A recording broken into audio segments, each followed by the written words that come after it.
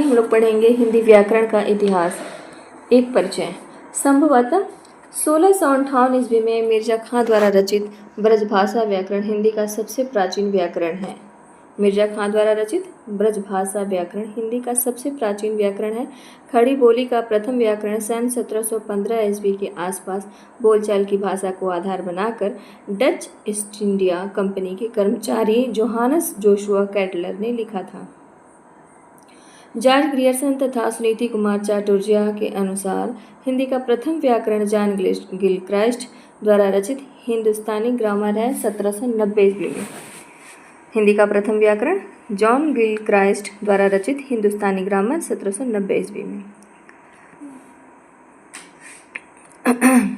हिंदुस्तानी grammar अंग्रेजी पद्धति पर लिखा हिंदी का प्रथम व्याकरण है।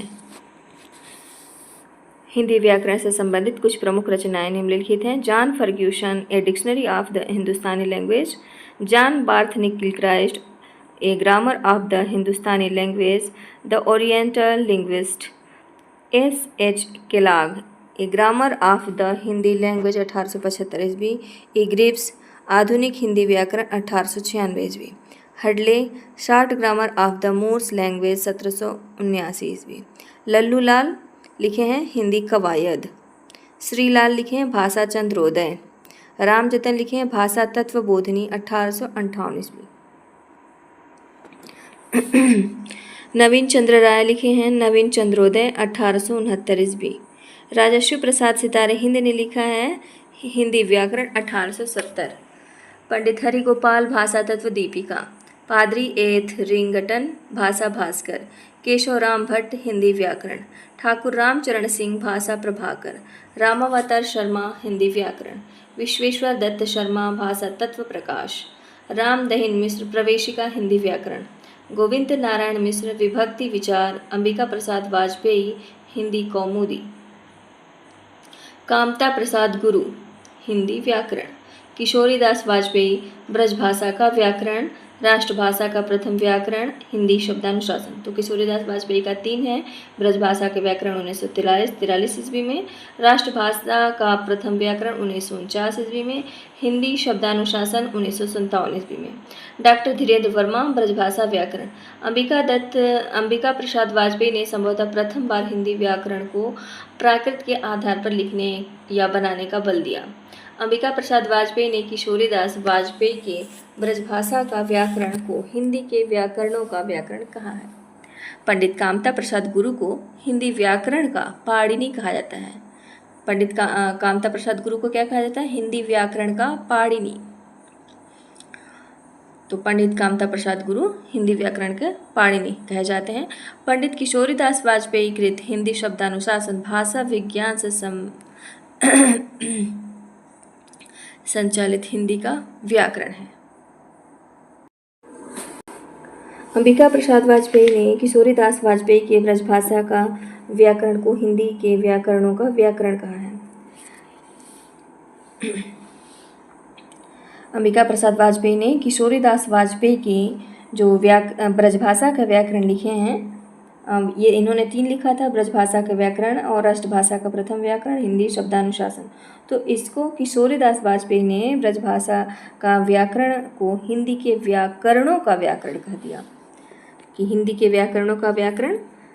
तो अंबिका प्रसाद वाजपेयी ने किशोरीदास वाजपेयी के ब्रजभाषा का व्याकरण को कहा। पंडित कामता प्रसाद गुरु को हिंदी व्याकरण का पाणिनि कहा जाता है। पंडित किशोरीदास वाजपेयी कृत हिंदी शब्दानुशासन भाषा विज्ञान से संवलित हिंदी का व्याकरण है। हिंदी के अन्य प्रमुख व्याकरण ग्रंथ निम्न हैं।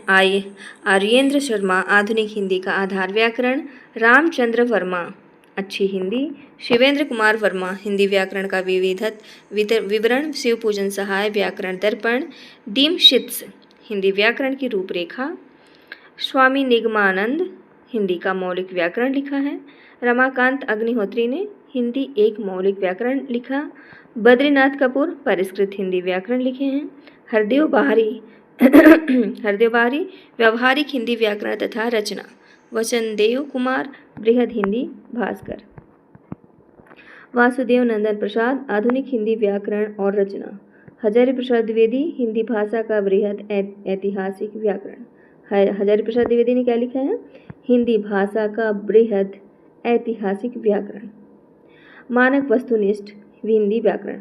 ध्वनि के लिखित रूप को वर्ण या अक्षर कहते हैं। हिंदी में स्वर वर्णों की संख्या 11, व्यंजन वर्णों की संख्या 33 स्वीकार किया जाता है। हिंदी ध्वनियों का वर्गीकरण जो है, हिंदी वर्णमाला में कुल 52 ध्वनियाँ हैं। वस्तुतः वर्णमाला में ध्वनियों की संख्या को लेकर काफ़ी विवाद रहा है। कामता प्रसाद गुरु ने 43 वर्ण माना है। मानक हिंदी वर्णमाला, स्वर 11, व्यंजन 33, अंग अह नहीं है इसमें। अ आ ई उ री ए ओ औ, अंग अह नहीं माना गया है। और व्यंजन में 33 में तो क ख ग घ अंग, च छ ज इया, ट ठ ड अड़, त थ द ध न, प फ ब भ म, य र ल व, श स स ह। संयुक्त व्यंजन है क्ष त्र ज्ञ स्र, मिलकर के बनता है ये क्ष त्र ज्ञ स्र। अयोग वाह है 2, अंग अह। द्विगुण व्यंजन है ड़ अढ़। अनुस्वर अंग तथा विसर्ग अह का स्वर और व्यंजन के साथ योग न होने के कारण इन ध्वनियों को अयोगवाह कहते हैं। किशोरीदास वाजपेयी के अनुसार अयोगवाह स्वरों के ही अनंतर आते हैं। स्वरों का वर्गीकरण उच्चारण स्थान, मात्रा, जीभ की स्थिति, मुखविवर, ओष्ठ की स्थिति आदि के आधार पर स्वरों का निम्न ढंग से वर्गीकरण किया जा सकता है। महत्वपूर्ण यह है अ आ ई उ ए ओ औ। तो अ कंठ से उच्चारण इसका होता है, ह्रस्व मात्रा है और जीभ की स्थिति मध्य अ, और मुख्य विवर है अर्ध विवृत और ओष्ठ की स्थिति है उदासीन। आ भी कंठ से है और यह दीर्घ है, पश्च पीछे से, विवृत है अवृत मुखी। ई तालव्य है, ह्रस्व अग्र से है ई और अर्ध संवृत है, अवृत मुखी है। और बड़ी ई जैसे ई तो ई बड़ी ई हो गया तालव्य जो दीर्घ है, अग्र है, संवृत है, अवृत मुखी है। और उ औष्ठ्य ह्रस्व पश्च अर्ध संवृत है और वृत्तमुखी। ऊ औष्ठ्य दीर्घ पश्च संवृत वृत्तमुखी। ए तो ए कंठ तालव्य है, दीर्घ अग्र अर्ध विवृत अवृतमुखी। ऐ कंठ तालव्य, दीर्घ अग्र विवृत अवृतमुखी। ओ कंठोष्ठ्य, दीर्घ पश्च अर्ध विवृत वृत्तमुखी। औ कंठोष्ठ्य, दीर्घ पश्च विवृत वृत्तमुखी। तो यह बहुत इंपॉर्टेंट होता है क्योंकि ये टीजीटी और एनवीएस में कभी कभी तो मतलब हर बार पूछता है, इसी में से घुमा फिरा कर पूछता है, तो इसे याद करना ही जरूरी है। अब आगे है स्वर वह ध्वनि है जिसके उच्चारण में हवा अबाध गति से मुख विवर से निकलती है। इसकी प्रमुख विशेषता निम्न है। स्वरों का स्वतंत्र उच्चारण किया जा सकता है। दूसरा, सभी स्वर अक्षरिक होते हैं, सभी स्वर अल्प प्राण होते हैं, सभी स्वर घोष वर्ण होते हैं। व्यंजनों का वर्गीकरण, व्यंजनों को 2 आधारों पर वर्गीकृत किया जाता है, उच्चारण स्थान, प्रयत्न स्थान। उच्चारण स्थान के आधार पर है कंठ से क ख ग घ अंग, तालव्य तालु से च छ ज झ इया,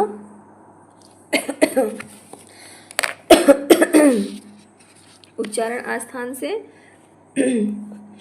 च छ ज झ इया य, यह भी तालव्य है, और श बड़ा श, य और श यह तालव्य है तालु से। मूर्धन्य तालु के मूर्धा भाग से है मूर्धन्य श, इसमें भी ये श है मूर्धन्य श जो बीच में से कटा रहता है, प के बीच में से जैसे कटा हुआ श है। तो ट ठ ड ढ ड़ श। दंत्य मतलब दांतों के मूल से, तथा दध। वर्त्य मतलब दंत मूल से, न स र ल। ओष्ठ्य मतलब दोनों होठों से, प फ ब भ म। दंतोष्ठ्य मतलब दांत और ओठ से, निचले होंठ और ऊपर के दांतों से, व फ। स्वर यंत्रीय काकल्य क से, स्वर यंत्री काकल्य जो है वह क। प्रयत्न के आधार पर किया गया विभाजन भी 2 ढंग का होता है। क आभ्यंतर प्रयत्न, ख बाह्य प्रयत्न। क आभ्यंतर प्रयत्न, क ख ग घ ङ क वर्ग, च छ ज झ य च वर्ग। स्पर्श व्यंजन में ट ठ ड ढ, ये सब स्पर्श व्यंजन ही है। ट ठ ड ढ ड़ ट वर्ग, त थ द ध न त वर्ग, प फ ब भ म प वर्ग। अंतस्थ व्यंजन है य र ल व उष्म व्यंजन है श, स, ह। अर्ध स्वर है य, व, ये आधा स्वर मतलब होता है इसमें। पार्श्विक में ल है। लुंठित और प्रकंपित र। अनुनासिक अंग इय, ड, न, म, ये अनुनासिक है। बाह्य प्रयत्न है घोष, प्रत्येक वर्ग का पहला दूसरा वर्ण। अघोष प्रत्येक वर्ग का तीसरा चौथा पांचवा वर्ण, मतलब तृतीय चतुर्थ और पंचम वर्ण। महाप्राण प्रत्येक वर्ग का द्वितीय और चतुर्थ, मतलब 2 और 4। अल्प प्राण में प्रत्येक वर्ग का प्रथम, तृतीय व पंचम। शब्द भेद। रूपांतर के अनुसार शब्दों के 2 भेद होते हैं, विकारी, अविकारी या अव्यय। अविकारी को अव्यय भी कहा जा सकता है। तो विकारी में संज्ञा, सर्वनाम, विशेषण, क्रिया। अविकारी या अव्यय में क्रिया, विशेषण, संबंध सूचक, समुच्चय बोधक, विस्मयादि बोधक। ये विचार है, वह विचार है। रचना या बनावट के अनुसार शब्दों के 3 भेद हैं, रूढ़, यौगिक, योग रूढ़। उत्पत्ति, इतिहास, विकास के अनुसार शब्दों के 4 भेद होते हैं, तत्सम, तद्भव, देशज, आगत, विदेशी शब्द। वाक्य के प्रयोग के अनुसार शब्दों के 8 भेद होते हैं।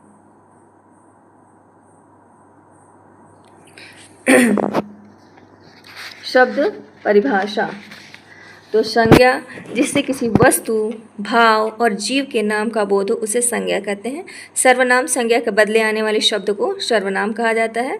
विशेषण संज्ञा या सर्वनाम की विशेषता बताने वाले को, मतलब अच्छाई बताने वाले को या जो भी है वह विशेषता बताने वाले को शब्द को विशेषण कहते हैं। क्रिया जिससे किसी का काम, कार्य जहाँ पर करना होना समझा जाए उसे क्रिया कहते हैं। क्रिया विशेषण जिससे क्रिया विशेषण अथवा अन्य क्रिया विशेषण की विशेषता प्रकट हो उसे क्रिया विशेषण कहते हैं। समुच्चय बोधक है। 2 शब्दों या वाक्यों को मिलाने वाले शब्द को समुच्चय बोधक कहते हैं। विस्मयादि बोधक मनोविकार को सूचित करने वाले शब्द को विस्मयादि बोधक कहते हैं। यह सब तो आप लोगों का पढ़ा ही हुआ है। संज्ञा के मुख्यतः 5 भेद होते हैं, संज्ञा भेद और परिभाषा। व्यक्तिवाचक जिस संज्ञा से किसी एक ही वस्तु, पदार्थ अथवा व्यक्ति का बोध हो व्यक्तिवाचक संज्ञा कहलाता है। जातिवाचक जिस संज्ञा से किसी एक ही प्रकार के वस्तुओं, पदार्थों अथवा व्यक्तियों का बोध हो जातिवाचक कहलाता है।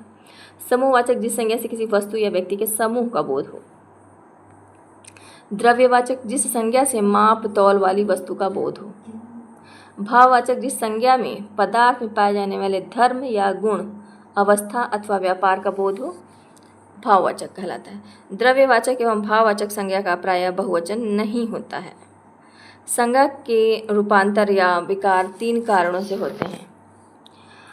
संज्ञा के रूपांतर और परिभाषा। लिंग संज्ञा के जिस शब्द से स्त्री या पुरुष की जाति का बोध हो लिंग कहलाता है।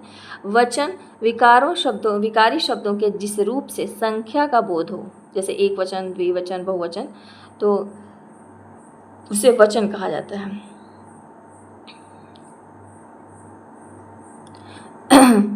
कारक संज्ञा के किसी रूप से, यहाँ पर द्विवचन नहीं होता है, संस्कृत में ही होता है, यहाँ पर 2 ही होगा। तो कारक संज्ञा या सर्वनाम के जिस रूप से उसका संबंध वाक्य के किसी दूसरे शब्द के साथ प्रकाशित होता है उस रूप को कारक कहते हैं। हिंदी में लिंग के 2 भेद हैं, पुल्लिंग और स्त्रीलिंग।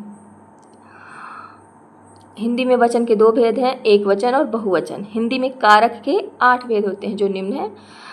कारक और विभक्ति या परसर्ग। तो कर्ता कारक ने, ऐसे हम लोग तो ऐसे सीखे थे। कर्ता ने कर्म को करण से, संप्रदान को के लिए, अपादान से, संबंध कारक का केरी रारेरी, अधिकरण कारक में पर संबोधन हे, अजी, अहो इत्यादि। सर्वनाम में केवल 7 कारक होते हैं, इसमें संबोधन कारक नहीं होता। सर्वनाम प्रयोग के अनुसार सर्वनाम के 6 भेद हैं। पुरुषवाचक, निजवाचक, निश्चयवाचक, अनिश्चयवाचक, संबंधवाचक, प्रश्नवाचक। पुरुष वक्ता, श्रोता व अन्य के नाम के बदले आने वाला शब्द पुरुषवाचक कहलाता है। मैं, तू, आप, इसमें भी होता है मैं, तू, आप कैसे कैसे होता है, ये भी पूरा विस्तृत पढ़ेंगे तब। और निजवाचक जिस सर्वनाम का प्रयोग स्वयं अपने लिए हो वह निजवाचक कहलाते, जैसे आप। पुरुषवाचक आप से भिन्न।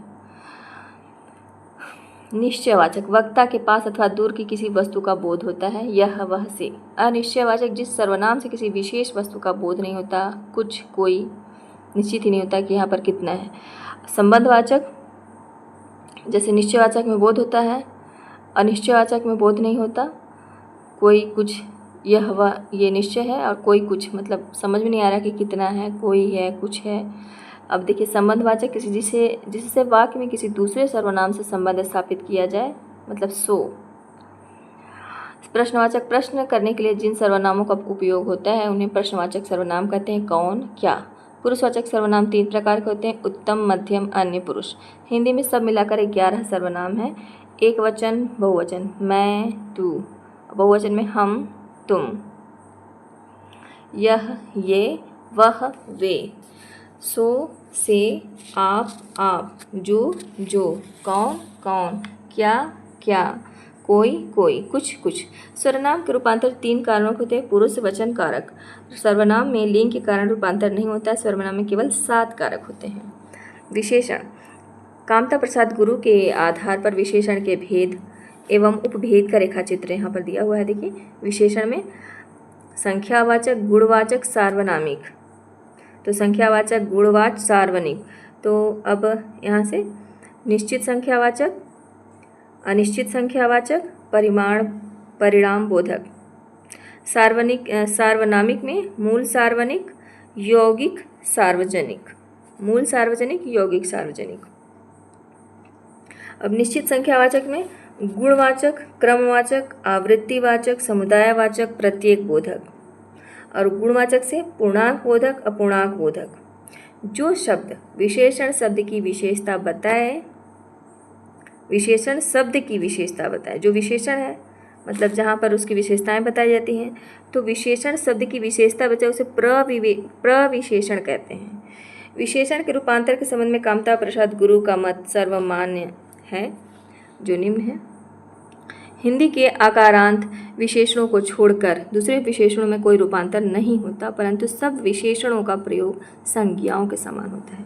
इसलिए यह कह सकते हैं कि विशेषणों में प्रयोग परोक्ष रूप से लिंग, वचन और कारक होते हैं। इस प्रकार के विशेषणों का विकार संज्ञाओं के समान उनके अंत के अनुसार होता है। हिंदी में विशेषण की 3 तुलनावस्था मानी जाती है, मूलावस्था, उत्तरावस्था, उत्तमावस्था। अब आगे दिया है क्रिया। तो क्रिया के मूल को धातु कहते हैं। व्युत्पत्ति की दृष्टि से धातु के 2 भेद होते हैं, मूल धातु, यौगिक धातु। यौगिक धातु 3 प्रकार से बनते हैं। धातु में प्रत्यय जोड़ने से सकर्मक तथा प्रेरणार्थक धातु बनते हैं। संज्ञा या विशेषण में प्रत्यय जोड़ने से नाम धातु बनते हैं। एक धातु में 1 या 2 धातु जोड़ने से संयुक्त धातु बनते हैं। क्रिया के भेद। रचना की दृष्टि से क्रिया के 2 भेद हैं, अकर्मक, सकर्मक। क्रिया के रूपांतर निम्नलिखित कारणों से होते हैं। क्रिया के रूपांतर। परिभाषा। वाच्य, जिससे यह जाना जाता है कि वाक्य में कर्ता के विषय में विधान किया गया है या कर्म के विषय में अथवा भाव के विषय में। कर्म के विषय में अथवा भाव के विषय में होता है वाच्य। काल, जिससे क्रिया के व्यापार का समय तथा उसकी पूर्ण या अपूर्ण अवस्था का बोध हो, काल। अर्थभाव, क्रिया के जिस रूप से विधान करने के रीति या प्रयोजन का बोध होता है उसे अर्थ कहते हैं। पुरुष 3 पुरुष हैं, लिंग 2 लिंग हैं, वचन 2 वचन। वाक्य में क्रिया के लिंग, वचन तथा पुरुष के निर्धारण करने को प्रयोग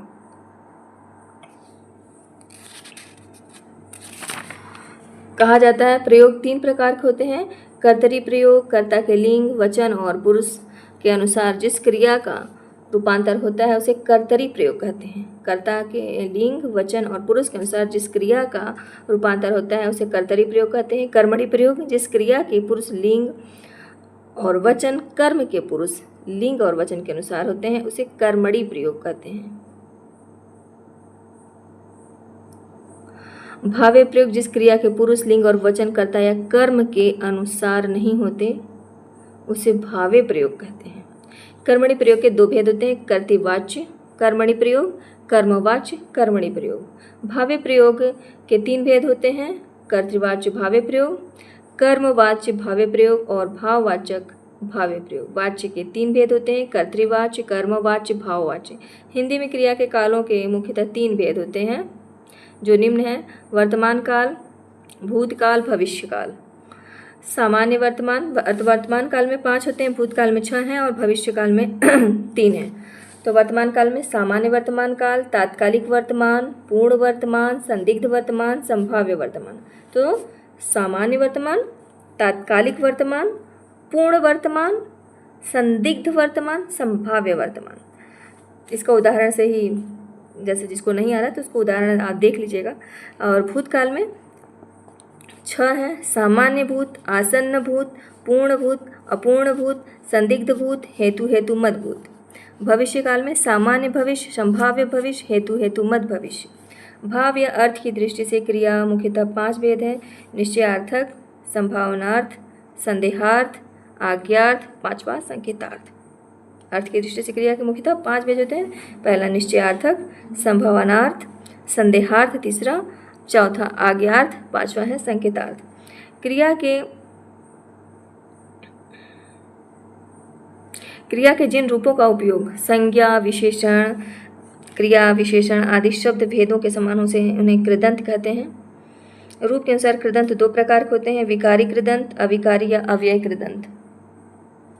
क्रियार्थक संज्ञा, पूर्वकालिक कृदंत, कर्तृवाचक संज्ञा, तात्कालिक कृदंत, वर्तमान कालिक कृदंत, अपूर्ण क्रियाद्योतक, भूतकालिक कृदंत, पूर्ण क्रियाद्योतक। तो इस तरह से होते हैं। विकारी वाले जो है अविकारी में इस तरह से बदलाव हो जाते हैं। बदलाव क्या इस तरह से होता ही है, जैसे क्रियार्थक संज्ञा है तो पूर्वकालिक कृदंत इसमें है, कर्तृवाचक संज्ञा है तो तात्कालिक कृदंत है, जहाँ पर कार्य किया जा रहा है वहाँ तात्कालिक है। वर्तमान कालिक कृदंत अपूर्ण क्रियाद्योतक, भूतकालिक कृदंत पूर्ण क्रियाद्योतक। पहले का पता रहता है, मतलब इस तरह से उदाहरण से समझ में आता है। क्रिया विशेषण, प्रयोग के अनुसार क्रिया विशेषण के 3 भेद है: साधारण, संयोजक, अनुबद्ध। रूप के अनुसार क्रिया विशेषण के 3 भेद हैं: मूल या रूढ़, यौगिक, स्थानीय। इस भेद को हरदेव बाहरी नहीं स्वीकार करते हैं। अर्थ की दृष्टि से क्रिया विशेषण के मुख्यतः 2 भेद हैं: रीतिवाचक, परिणामवाचक। परिणामवाचक क्रिया विशेषण के 5 भेद हैं: अधिकता बोधक, न्यूनता बोधक, पर्याप्तिवाचक, तुलनात्मक वाचक, श्रेणीवाचक। संबंध सूचक में प्रयोग के संबंध सूचक 2 प्रकार के होते हैं: संबद्ध, अनुबद्ध। व्युत्पत्ति के अनुसार संबंध सूचक 2 प्रकार के होते हैं: मूल, यौगिक। समुच्चय बोधक, समुच्चय बोधक अवयवों के मुख्यतः 2 भेद हैं: समानाधिकरण, व्याधिकरण। समानाधिकरण समुच्चय के मुख्यतः 4 भेद हैं जो अग्रांकित हैं। भेद और उदाहरण: संयोजक, विभाजक, विरोध दर्शक, परिमाण दर्शक। संयोजक में और, व, एवं, तथा, भी। विभाजक में या, वा अथवा किंवा, कि, या, क्या, क्या। विरोध दर्शक में पर, परंतु, किंतु, लेकिन, मगर, वरन, बल्कि। इस तरह से होता है विरोध का प्रदर्शन। परिमाण दर्शक में इसलिए, सो, अतः, अतएव। व्याधिकरण समुच्चय के मुख्यतः 4 भेद हैं जो निम्न हैं। भेद, उदाहरण: तो कारण वाचक जो है उसमें क्योंकि, जो कि, इसलिए। उद्देश्यवाचक में कि, जो, ताकि, इसलिए कि। संकेतवाचक में जो तो, यदि तो, यद्यपि, तथापि, चाहे, परंतु। स्वरूपवाचक में कि जो अर्थात यानी मानो। निपात, वे अव्यय शब्द निपात कहलाते हैं जो संज्ञा, सर्वनाम, विशेषण, क्रिया विशेषण के साथ प्रयुक्त होकर उस पर बल देने, उसे सीमित करने अथवा दूसरों के साथ मिलाने का काम करते हैं। निपात के मुख्यतः 9 भेद हैं जो निम्न हैं।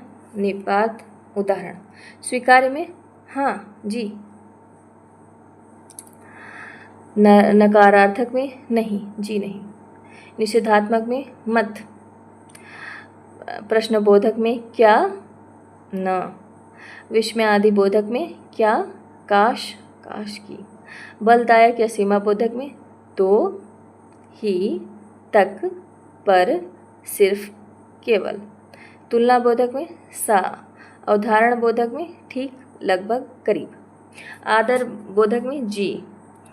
अब समास के बारे में, कामता प्रसाद गुरु के अनुसार 2 या अधिक शब्दों का परस्पर संबंध बताने वाले शब्दों अथवा प्रत्ययों का लोप होने पर उन 2 या अधिक शब्दों से जो एक स्वतंत्र शब्द बनता है उस शब्द को सामासिक शब्द कहते हैं, और उन 2 या अधिक शब्दों का जो संयोग होता है वह समास कहलाता है। तो इसमें क्या होता है, 2 या अधिक शब्दों का परस्पर संबंध बताने वाले शब्द जो होते हैं, मतलब दोनों दो शब्द हैं और दोनों का आपस में संबंध बताना और प्रत्ययों का लोप होने पर उन दो या अधिक शब्दों से जो एक स्वतंत्र शब्द बनता है उस शब्द को सामासिक शब्द कहते हैं और उन दो या अधिक शब्दों का जो संयोग होता है वह समास कहलाता है।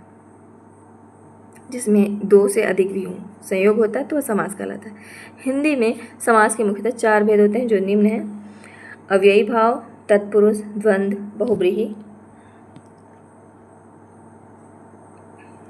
उसमें कर्मधारय भी होता है और तत्पुरुष तो होता ही है। अच्छा, अव्ययी भाव समास में पहला या पूर्व शब्द प्रधान होता है और सामासिक पद क्रिया विशेषण अव्यय हो जाता है।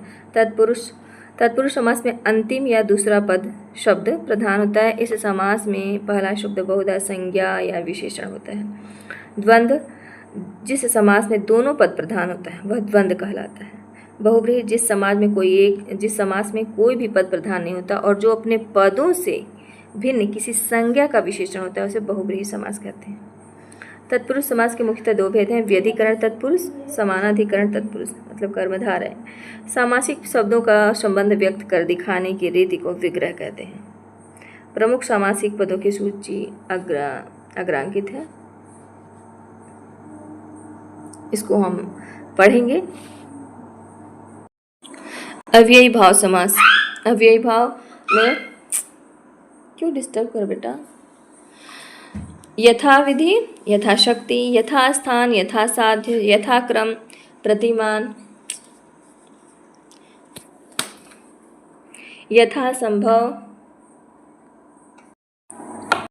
यथाक्रम, यथासंभव, आजन्म, आमरण, यावज्जीवन, प्रतिदिन, पल पल, साल दर साल, यथाशक्ति, यथासाध्य, प्रतिमान, व्यर्थ, प्रत्यक्ष, समक्ष, परोक्ष, निडर, दिनानुदिन, बीचों बीच, निधड़क, बर्जिस, भरपेट, बखूबी, भरदौड़, नाहक, अनजाने, हर घड़ी, हर रोज, हर दिन, हर साल, बेकाम, बेशक, बेखटके, बेफायदा, हाथों हाथ, उपकूल, निर्भय, बराबर, आपाद मस्तक। तो इसका जो है पहला या पूर्व शब्द जो है वह प्रधान होता है। पहला शब्द वही प्रधान है, यथाविधि, और सामासिक पद क्रिया विशेषण अव्यय हो जाता है। अब तत्पुरुष में स्वर्ग प्राप्त, जल पिपासु, गगनचुंबी, आशातीत, चिड़ीमार, देशागत, गृहागत, प्रेमसिक्त, कठखोदवा, गिरकहट, मुंहतोड़, दैमारा, प्यादामात, कृष्णार्पण, देशभक्ति, बलि पशु, ये सब तो आपको आता है भाई। अब मैं देखती हूँ द्विगु भी, द्वंद्व भी, बहुब्रीहि भी। शब्द भंडार में देख लेते हैं एक बार फिर से इसको कि उत्पत्ति या विकास की दृष्टि से शब्दों के 4 भेद हैं: तत्सम, तद्भव, देशज, विदेशज। तो वे संस्कृत शब्द जो अपने असली स्वरूप में हिंदी भाषा में प्रचलित हैं तत्सम कहलाते हैं। तद्भव वे शब्द जो या तो सीधे प्राकृत से हिंदी भाषा में आ गए हैं या प्राकृत के द्वारा संस्कृत से निकले हैं वह तद्भव कहलाते हैं। देशज वे शब्द जिनकी उत्पत्ति का पता ही नहीं चलता उन्हें देशज कहते हैं। विदेशज विदेशी भाषा से हिंदी में आए शब्दों को विदेशी या आगत शब्द कहते हैं। अच्छा, यहाँ पर अब हम देख लेते हैं क्योंकि तत्सम और तद्भव थोड़ा सा होता है। अंगरक्षक, अंगरखा, मतलब शुद्ध जो संस्कृत शब्द है और अपने असली रूप में हिंदी भाषा में आया है तो ये तत्सम ही है। और जो सीधे प्राकृत से हिंदी भाषा में आ गए हैं या चेंज होकर आ गए हैं तो आप प्राकृत के द्वारा संस्कृत से निकले हैं तो तद्भव। तो अग्निष्ठिका अंगीठी, अंगुष्ठ अंगूठा, अंगुष्ठिका अंगूठी, अंग प्रोक्षा अंगोछा, अंधकार अंधेरा, अक्षोट अखरोट, अक्षवाट अखाड़ा, अग्रहायन अगहन, अट्टालिका अटारी, अत्यद्भुत अचंभा, आश्चर्य अचरज, अष्टाविंशति, विंशति 28, अष्टादश 18, अर्ध तृतीय अढ़ाई, आधा और 3 तो मतलब अढ़ाई, अर्धपूरक अधूरा, अन्याद्य अनाज, अनाज का शुद्ध है वही अन्याद्य तत्सम रूप, अनुत्य अनूठा, आत्मन अपना, आप, आपदहस्त, अपाहज, आम्रचूर्ण, अमचूर्ण, अमचूर जो होता है, अलवण, अलोना, अम्लिका, इमली, इमली को तत्सम में अम्लिका, इस मतलब एतस्य, ईंधन, ईंधन, अंगुली, उंगली, उद्गत, उगना, उद्गलन, उगलना, उद्घाटन, उघाड़ना, उज्ज्वल, उज्ज्वल, उजला, उत्तिष्ठ, उठना, उत्पद्यते, उपजना, उद्वतन, उपटन, आखेट, अहेर, अक्षी, आँख, अर्ची, आँच, आंत्र, आंत, आमा, आंव, आमलक, आंवला को तत्सम में आमलक कहते हैं, अश्रु, आंसू, अग्नि, आग, अग्रे, आगे, आगे को क्या कहते हैं तत्सम में अग्रे, आज का अद्य, आज को क्या कहते हैं तत्सम में अद्य, आठ को अष्ट, आढ़त, आढ़ियत्व, आधा, अर्ध, आप मतलब आत्मा, आम, आम्र, आरसी, आदर्शिका, आमा, आपाक, आस, जैसे कहते हैं ना कि ये मेरी आस है, तो आशा, आसरा, आश्रय, इकट्ठा का एकत्र, इतना, इयत, इतवार, आदित्यवार, कसेरा, कांस्यकार, कसौटी, करसपट्टिका, कहानी, कथानिका, काट, कर्त, काष्ठ, काठ, क्वाथ, काढ़ा, कान, कर्ण, कान, कृष्ण,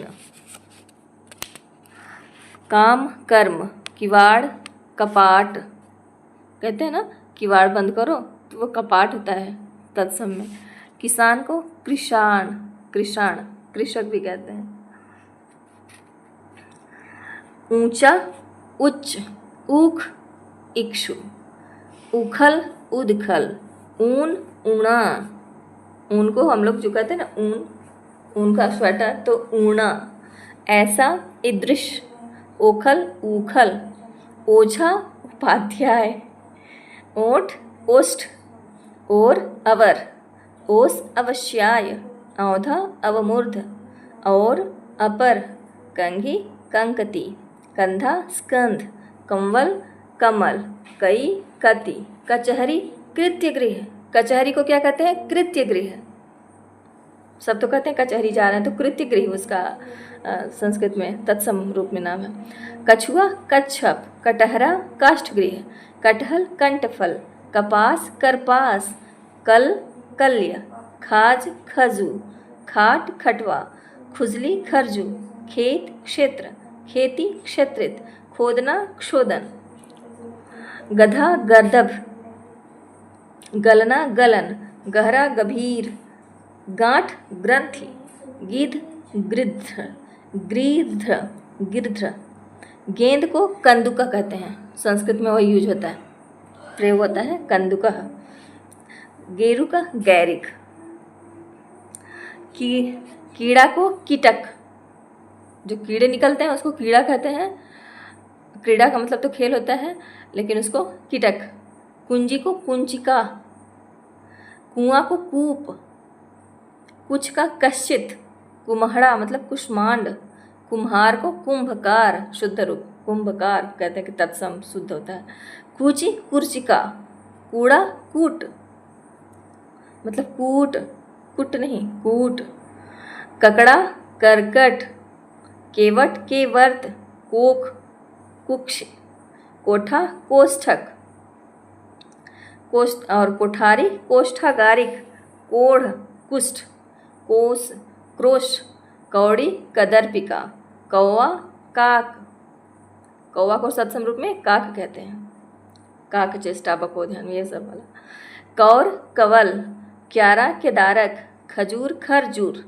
खंभा, स्कंभ, खंभा को क्या कहते हैं, जैसे कहते हैं ना सब लोग क्या है खंभा यहाँ पर है वहाँ पे, तो उसका शुद्ध रूप में तत्सम रूप में है स्कंभ, खाई, खाती, चौखट, कहते हैं ना चौखट है उसका मतलब दरवाजे के सामने, तो चतुष्काष्ठ, चतुष्काष्ठ चौखट को कहते हैं, चौड़ी का चमरी, हरकड़ा का शकट, छाता का छत्रक, छाता कहते हैं ना अम्ब्रेला और उसको कहते हैं छत्रक, छिलका का शकल, छुरी का छुरिका, छेद का छिद्र, छेनी का छेद की, छोड़ना मतलब क्षोड़न, जम्हाई का मतलब जिम्भृका, जिम्भका, जिम्भृका नहीं जिम्भृका, जिम्भका, जलना का ज्वलन, जागना का जागरण, जाड़ा का जाड्य,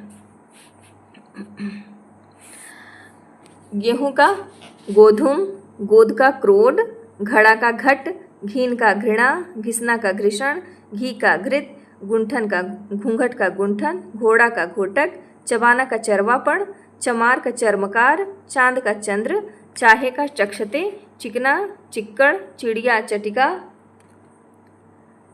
चीता का चित्रक, चीता को क्या कहते हैं तत्सम चित्रक, चुनना का चिनौती, चूना को क्या कहते हैं चूर्ण, चूमना कहते हैं ना तो चुंबन, चोंच का चंचू, चोरी का चौरिका, और तिनका को त्रिर कहते हैं, तिरछा का तिरश्च, तिहाई का त्रिभागिका, तीखा का तीक्ष्ण, जैसे कोई चीज़ सब्जी या कुछ भी तीखा हो गया तो उसको तीक्ष्ण, तेल का तैल, त्योहार का तिथिवार, त्योहार को तिथिवार कहते हैं, धन थन को थन मतलब स्तन, थामना स्तंभन, थोड़ा स्तोक, दाख का द्राक्षा, दही का दधी, दही को क्या कहते हैं दधी, दाढ़ को दृष्टा, दंष्ट्रा, दाद को दद्रु, दूसरा का द्विश्रित, द्विश्रित, दूसरा को क्या कहते हैं द्विश्रित,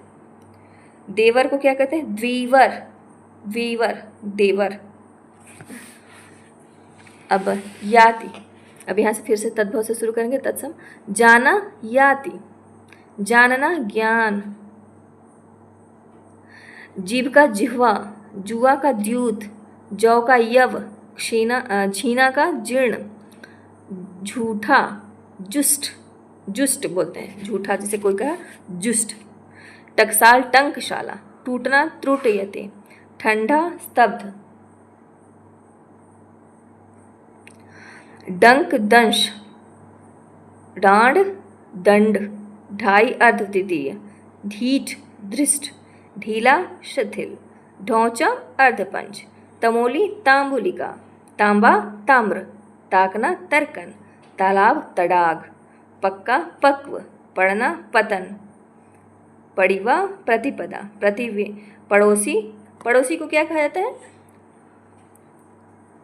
पड़ोसी को प्रतिवेशमिक, पड़ोसी को क्या कहते हैं प्रतिवेशमिक, पत्थर को प्रस्तर, पनसारी पर्णशालिका, परख कहते हैं ना कि उसकी परख करनी पड़ेगी तो मतलब परीक्षा शुद्ध, पलंग का पर्यंक, पल्ला पल्लव, पसीना प्रस्विन, पसीना कहते हैं ना आजकल तो गर्मी भी है तो कहते हैं पसीना हो रहा, लेकिन उसका तत्सम रूप यही है प्रस्विन्न, प्रस्विन्न पसीना, पहचान, जैसे मुझे हाँ इस किताब की पहचान है क्योंकि मैंने इसको पढ़ा है तो इसको बोले प्रत्यभिज्ञान, पहनना परिधान,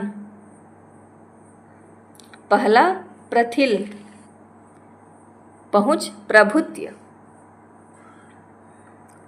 धनिया धनिका, धुआं धूम, नंगा नग्न, नंदोई नंदाद्रिपति, नब्बे नवति, नरसों अन्य परश्व, नहना नखहरण, लंघन नांगना, नापित नाई नापित, नाक नक्र, नाच नृत्य, नाती नपत्रिक, नाती को क्या कहते हैं जो बेटी की बच्चा होते हैं या बेटी होती है तो उसको नाती ही बोलते हैं, तो इसको शुद्ध में बोलते हैं नपत्रिक, नाथ नस्ता, नाथ को नस्ता, नारियल का नारिकेल, निगलना का निर्गलन, नीम को निम्ब बोलते हैं, नीम की जो वृक्ष होता है नीम का तो उसको निम्ब, नहर ज्ञाति गृह, पंख पक्ष, बहन भगनी, बहन को भगिनी भी बोलते हैं, बहिर को वधीर, बांका वक्र, बाँझ वंध्या, बांस वंश, बाग वल्गा, बाघ व्याघ्र, बाजा वाद्य, बाड़ी वाटिका, बातें वार्तानी, बादल वारिद, बिगाड़ विकार, बिच्छू वृश्चिक, बिजली विद्युत, बिनती विज्ञप्ति, बुआ पितृश्वसा, बीज वर्तम, पाना प्रापड़, पाना का मतलब प्रापड़, पूछना पृच्छ, पूछ पुच्छ, पोखरा पुष्कर, पोता पौत्र, पौना पादोन, प्यास पिपासा, फटकरी स्फटिक, पैर पदीर, फरुआ परशु, फांसी पाशिका, फुर्ती स्फूर्ति, फोड़ा स्फोट, बच्चा बछड़ा वत्स, बड़ा वृत्तक, बढ़ना वर्धन, बनिया वड़िक, बसेरा वासगृह, भाप वाष्प, भावज भिक्षाकारी भिखारी, भी अपि, भीतर अभ्यंतर, भूख बुभुक्षा, भूसा भूस भूष, भौरा भ्रमर, मांजना मार्जन, मंडुआ मंडप, मक्खी मक्षिका, मच्छर मत्सर, मछली मत्स्य, मजीठ मजिष्ठ, मिट्टी मृत्तिका, मिट्टी को क्या कहते हैं मृत्तिका, मदारी मंत्रकारी, श्मशान मसान, बुढ़ा वृद्ध, बुढ़ा को क्या कहते हैं वृद्ध, या बुढ़ी जैसे कह देते हैं तो उसको वृद्धा, वृद्ध उसको भी बोलते हैं वृद्ध या वृद्धा। बूंद बिंदु, बूझना बुध्यते, बूटी वृत्तिक, बैल बलिवर्द, बैल को क्या कहते हैं बलिवर्द, बोना वपन, बौना वामन, भंडार भंडागार, भट्टी भ्राष्टिका, भतीजा भातृव्य, भतीजा को क्या कहते हैं भातृव्य, भभूत विभूति, भरोसा परवश्यता, भला भद्रक, भांजा भाग्नेय, भाड़ा भाटक, भादों भाद्रपद, मिठाई मिष्टि, मौर मुकुट, यह ऐसा, रत्ती रत्तिका रक्तिका, रस्सी रश्मि, रहट अरघट, राख क्षार, रात रात्रि, रानी राज्ञी, रास राशि, रीस ईर्ष्या, रीठा अरिष्ट, रीता रिक्त, रूख वृक्ष, रूठा रुक्ष, रैन रजनी, रुआ रोम, लंगोट लिंगपट, लकड़ी लंगूड़, महंगा मगार्थ, महार्थ, महावत महापात्र, महुआ मधुक, माँ माता, माई मातृ, मांग मार्ग, मांगना मृक्षण, माथा मस्तक, मीठा मिष्ट, मुँह मुख, मुआ मृत, मूंग मृद मुद्ग, मूक्ष श्मश्रु श्मश्रु, मुझको श्मश्रु बोलते हैं, मूठ मुष्टि, मोती मौक्तिक, मोर मयूर, सांप सर्प, सांचा सच्चक, सांवला श्यामल, सांस श्वास, साक शाक, साठ षष्ठी, साड़ी साटी, साढ़े सार्ध, सार्ध्य, सात शब्द, साथ सार्थ, साला श्याल, सावन श्रावण, सास स्वश्री, साही शल्य की, सास को स्वश्री भी बोलते हैं स्वश्री, साही को शल्य की, साहू को साधु, सिंगार श्रृंगार, सिकड़ी श्रृंखला, सियार श्रृंगार।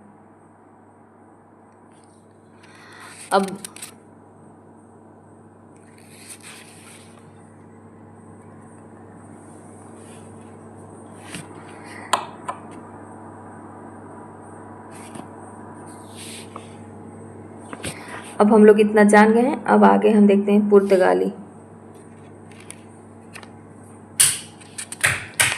काजू, अलकतरा। विदेशी में फारसी में क्या बोलते हैं? अफसोस, आबदार, आतिशबाजी, अदा, आराम, यह फारसी शब्द है आराम। आमदनी, यह भी फारसी। किनारा, खाल, खुद, यह भी फारसी। खामोश, खरगोश, खुश, गुलाब, जान, गोश्त, जिगर, चाबुक, जूस, चादर, तरकश, चिराग, तमाशा, चश्मा, तेज, आवारा, खुराक, आफत, यह सब जितने भी हैं यह फारसी शब्द हैं। आवाज़, गर्द, आफत, आवाज़, आईना, उम्मीद, कद्य, कबूतर, कमीना, कुश्ती, कुश्ता, किशमिश, कमरबंद, दिल, दवा, नामर्द, नाव, नापसंद, पलंग, पलक, पेशा, पैमाना, और गवाह, गिरफ्तार, गोला, गुलबंद, बेहुदा, बीमार, माशा, मलाई, ये सब जितने भी हैं, चरखा, चुकी, चेहरा, जंग, जोर, जिंदगी, जादू, मोर्चा, मुर्गा, मरहम, याद, यार, रंग, रोगन, राह, लश्कर, लगाम, लेकिन, सौदागर, सरदार, सितारा, सितार, वरना, दिलेर, दुकान, दीवार, तनख्वाह, तबाह, ये सब जितने भी है सब फारसी हैं। अब हम लोग देखेंगे अरबी का। अरबी में कौन कौन है? अमीर, उम्र, अजीब, अक्त, कशूर, किताब। किताब क्या है? अरबी भाषा का शब्द है जो हम लोग पढ़ रहे हैं, किताब। और खराब, तारीख, खबर, खत्म, तकिया, ये सब अरबी। आदमी, किस्मत, इनाम, किस्सा, इज्जत, कसम, कीमत, कसरत, इलाज, कुर्सी, यह सब अरबी। दुकान, दुनिया, मुहावरा, बहस, दौलत, मदद, दान, दीन, मर्जी, नशा, मिसाल, नकद, फकीर, फैसला, ख्याल, तरक्की, दिमाग, दवा, जनाब, दावत, जहाज, दगा, जिक्र, मौसम, वारिस, मौलवी, वकील। वकील भी अरबी भाषा का शब्द है। हिम्मत, मतलब, हाजिर, लिहाज, लिफाफा, हौसला, यह सब अरबी भाषा के शब्द हैं जो हम लोग अपने हिंदी में मिक्स करके बोलते रहते हैं। अब पुर्तगाली शब्द है अलकतरा, काजू। काजू पुर्तगाली शब्द है। क्रिस्तान, गमला भी। गमला कौन सा शब्द है? पुर्तगाली है। परात, पपीता, पादरी, पाव, यह सब पुर्तगाली। और गिरजा, गिरजा जो होता है गिरजाघर, पुर्तगाली। तंबाकू, तौलिया, तौलिया पुर्तगाली शब्द है। कमरा, कमीज, इस्पात, यह सब क्या है? पुर्तगाली शब्द है। बाल्टी, फीता, पिस्तौल, यह सब पुर्तगाली। अब चीनी में चाय, लीची, यह दोनों जो यूज करते हैं हम लोग, चाय और लीची जो है यह है चीनी। जापानी का झम्पान, रिक्शा। फ्रेंच का है अंग्रेज, कारतूस, रिपोर्टाज, फ्रेंच शब्द है रिपोर्टाज, जो हम लोग का हिंदी में है रिपोर्टाज, रेखा चित्र वगैरह, मतलब उसमें भी रिपोर्टाज ही फ्रेंच है। रूसी में वोदका, रूबल, स्पुतनिका आदि, ये तो हम लोगों ने, मैं तो सुनी। तुर्की में देखते हैं उर्दू। उर्दू शब्द जो है तुर्की का है, ये हम लोग पहले पढ़ चुके हैं इसी में। चेचक, कालीन, तलाश, काबू, तोप, कैंची, तोशक, कुली, दारोगा। दारोगा जो है वह भी तुर्की शब्द है। कुर्की, बारूद, बहादुर, यह भी तुर्की शब्द है। चाकू तुर्की शब्द है। बेगम, चम्मच, लफंगा, चकमक, लाश, सराय, तमंचा, सुराज, गलीजा, बेग, सौगात, बीबी, खातून, कुर्ता, खच्चर, बख्श, नागा, यह सब तुर्की शब्द है। पोस्तो, गटागट, पटाखा, अचार, गुटरगू, अटकल, गुंडा, टसमस, खर्राटा, पठान, तहस नहस, भड़ास, तड़ाक, कुकड़ाना, लताड़, यह सब पोस्तो है। अब डच, तुरूप, बम, ईरानी का है क्षत्रप, मिहिर, तीर, तूत आदि। अंग्रेजी का है अपील, अस्पताल, बोलते बोलते अपील। अंग्रेजी शब्द कितने हैं? कोर्ट, डॉक्टर, अस्पताल, magistrate, paper, police, operation, pencil, अफसर, pen, telephone, library, ticket, school, train, college, fees, team, nurse, machine, vote, union, tax, cinema, guard, party, scooter, diary, sweater, bus, car, card, cancer, court, order. Court में अब देखिए court होता वो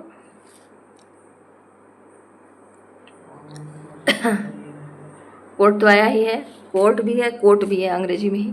अब देशज में देखिए द्रविड़ भाषा से उड़द, कुप्पी, ओसार, केतकी, कज्जल, घूड़, कच्चा, चंदन, कटोरा, चिकना, कांच, चूड़ी, काका, झंडा। अच्छा काका देशज में आता है, द्रविड़ भाषा से है काका, जिसको चाचा को काका कहते थे। झूठ यह भी द्रविड़ भाषा का शब्द है। कुटी, टंटा, टोपी, मीन, मुकुट, ठेस, लाही, डंका, लोटा, नीर, सूजी, पिंड, इडली द्रविड़ भाषा का है। सांभर, पेट, डोसा, भंगी, माला, यह सब द्रविड़ भाषा का है। अनुकरणात्मक शब्द हैं किलकारी, खटखटाना, किलकारी, खर्राटा, सनसनाहट आदि। कुछ विद्वानों ने विकास के अनुसार शब्द का पांचवा भेद संकर शब्द भी माना है। दो भाषाओं के तत्वों के मिश्रण से निर्मित शब्द को संकर शब्द कहते हैं, जैसे वोटदाता, फैशन, परस्त, मोटर गाड़ी आदि। अब हम लोग पढ़ते हैं भाषा विज्ञान। भाषा विज्ञान, भाषा के मुख्यतः चार तत्व होते हैं: ध्वनि, शब्द, शब्द को पद भी कहते हैं, वाक्य और अर्थ।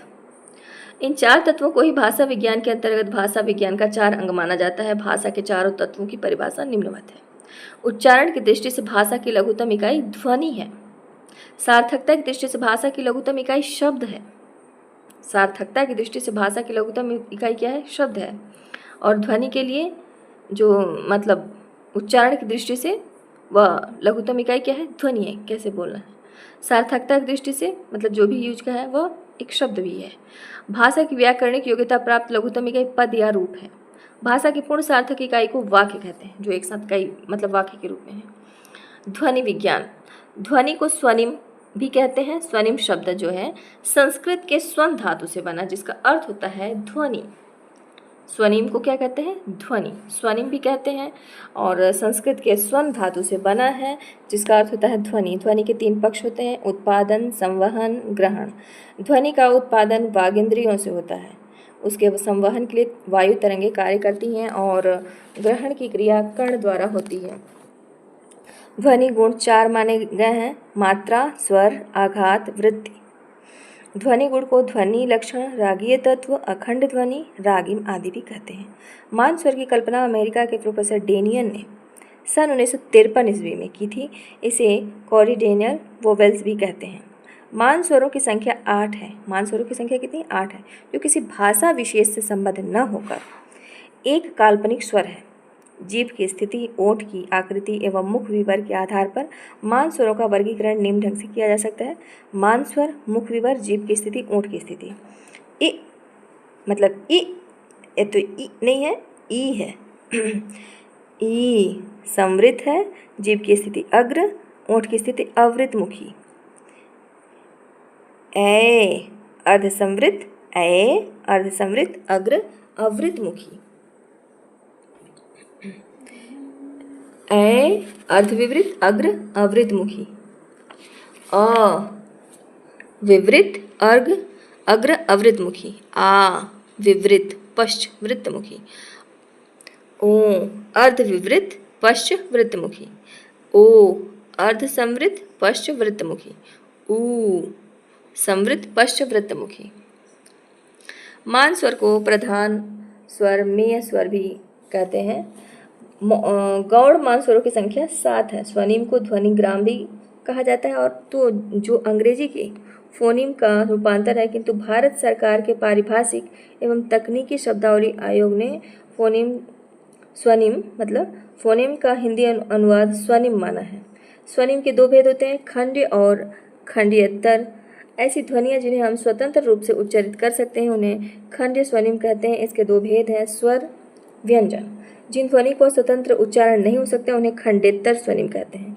जिन ध्वनियों का स्वतंत्र उच्चारण नहीं हो सकता, इसके प्रमुख भेद हैं: अनुनासिकता, सूर, अनुतान संगम। प्रसिद्ध ध्वनि नियम निम्नलिखित है। ध्वनि नियम प्रवर्तक जन्म मृत्यु स्थान। तो ध्वनि नियम में ग्रीम नियम, याकोब ग्रीम है इसके प्रवर्तक। ग्रीम नियम के जन्म 1785, 1663 जर्मन। ग्रासमैन नियम हेरमन ग्रासमैन 1809 1877 जर्मन, ये सब जर्मन है। बर्नर नियम कार्ल अडोल्फ बर्नर। बर्नर नियम कार्ल अडोल्फ बर्नर 1846 1896, ये भी जर्मन। तालव्य नियम विल्हेल्म थॉमसन व कालित्स। मूर्धन्य नियम प्रोफेसर पाट व प्रोफेसर फोर्तुना तावे रूसी। तो ग्रीम नियम में क्या है, इसके प्रवर्तक ग्रीम इसमें साइड में लिखा ही है नाम में ही। और हेरमन ग्रासमैन नियम बनाया उन्होंने। और कार्ल अडोल्फ बर्नर नियम। विल्हेल्म थॉमसन व कातिल्स, यह तालव्य नियम है इनका। और फोर्तुना तावे मूर्धन्य नियम बनाए हैं जो रूसी थे। पद या रूप विज्ञान। प्रयोग समर्थ सार्थक शब्द को पद कहते हैं। यास्काचार्य ने पद को मुख्यतः 4 भेद माने हैं, नाम, आख्यात, उपसर्ग और निपात। रूपीम को 4 प्रमुख आधारों पर वर्गीकृत किया जाता है जो निम्न है। मुक्त रूपीम, संयुक्त रूपीम, अर्थ तत्व प्रदर्शक रूपीम, खंडीकरण में खंडात्मक रूपीम, बद्ध रूपीम में मिश्रित रूपीम, शब्द संबंध तत्व प्रदर्शक रूपीम, अखंडात्मक रूपीम। वाक्य विज्ञान में पंडित कामता प्रसाद गुरु के अनुसार एक विचार पूर्णता से प्रकट करने वाले शब्द समूह को वाक्य कहते हैं। आचार्य शुक्ल के अनुसार आकांक्षा, योग्यता और आसक्ति से युक्त पद समूह वाक्य कहलाता है। पद और वाक्य के महत्व की प्रतिष्ठा को लेकर 2 दार्शनिक सिद्धांत प्रसिद्ध हैं जो निम्न है। अभिहितान्यवाद, पदवाद भी कहते हैं। अभिहितान्वयवाद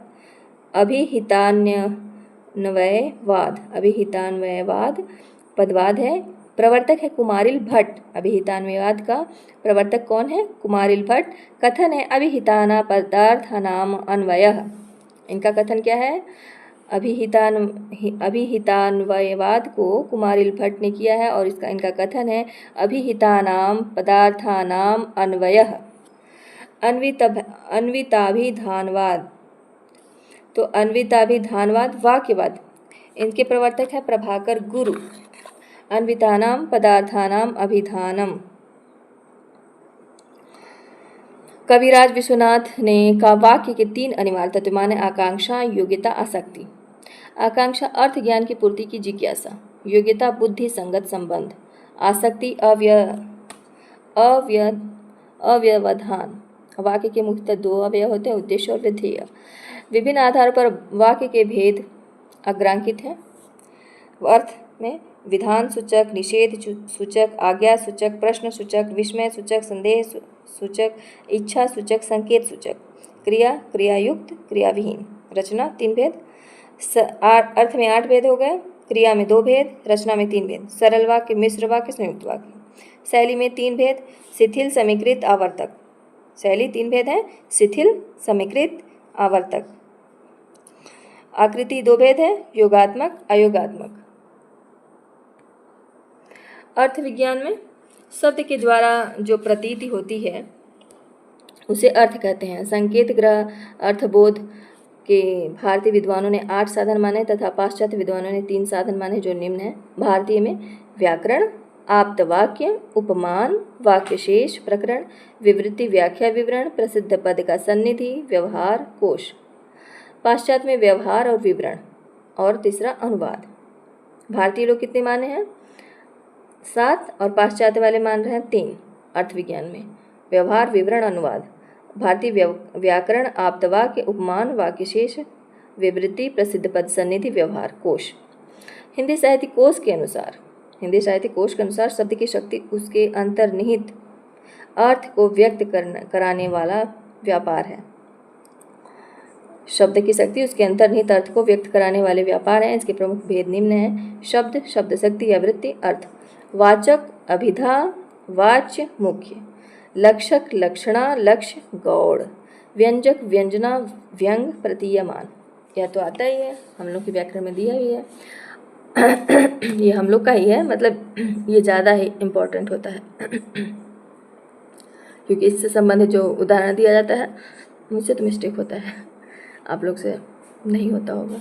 प्रमुख शब्द शक्तियों की परिभाषा निम्नलिखित है। अभिधा, साक्षात सांकेतिक अर्थ, जो मुख्य का बोध कराने वाले व्यापार है उसको अभिधा शक्ति कहते हैं। जो संकेत के माध्यम से मुख्य अर्थ का बोध करा रहे हैं उसको अभिधा शक्ति कहते हैं। लक्षणा, मुख्य अर्थ का बाधा होने पर, जो मुख्य अर्थ निकल रहा है उसका बाधा होने पर, उसमें बाधा होने पर, रूढ़ी के कारण या किसी प्रयोजन के लिए मुख्यार्थ संबंध अन्य अर्थ ज्ञान जिस शक्ति के द्वारा होती है वह लक्षणा है। अर्थात लक्षणा के तीन कारण है। मुख्यार्थ का बाद, मुख्यार्थ का लक्ष्यार्थ से योग, रूढ़ी या प्रयोजन।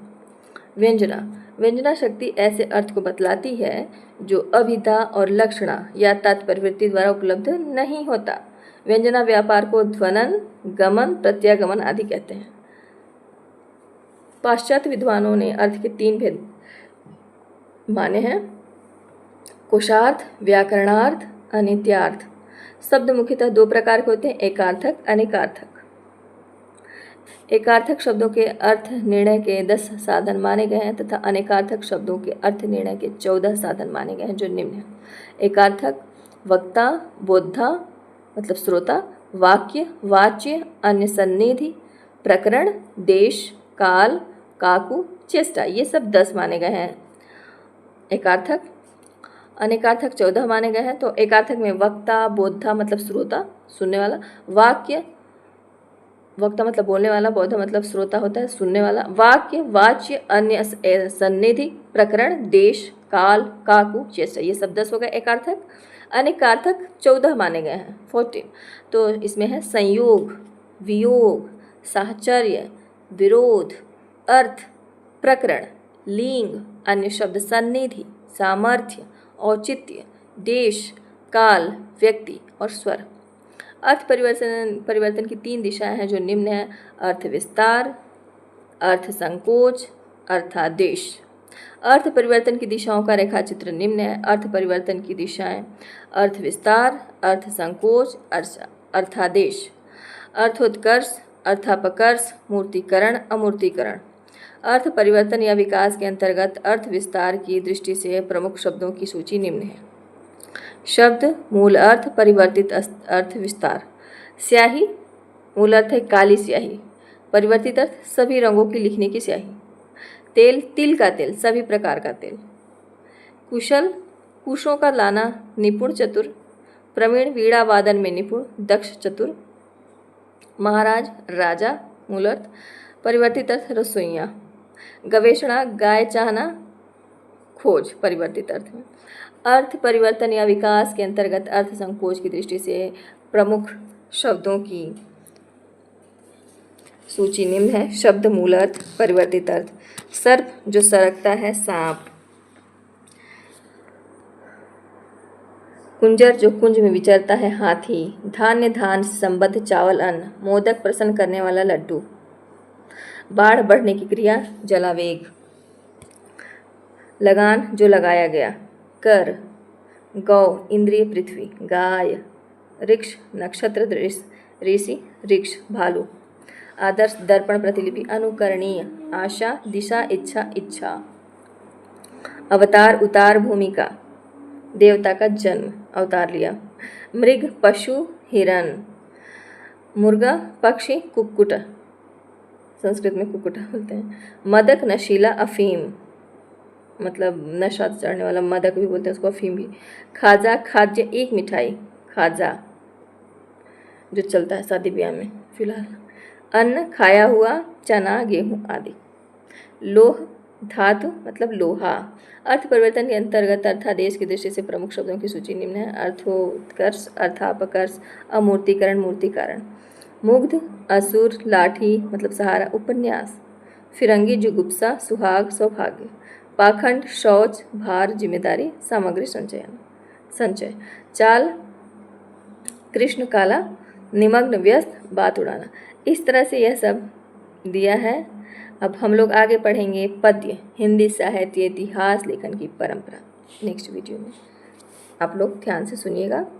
Thank you.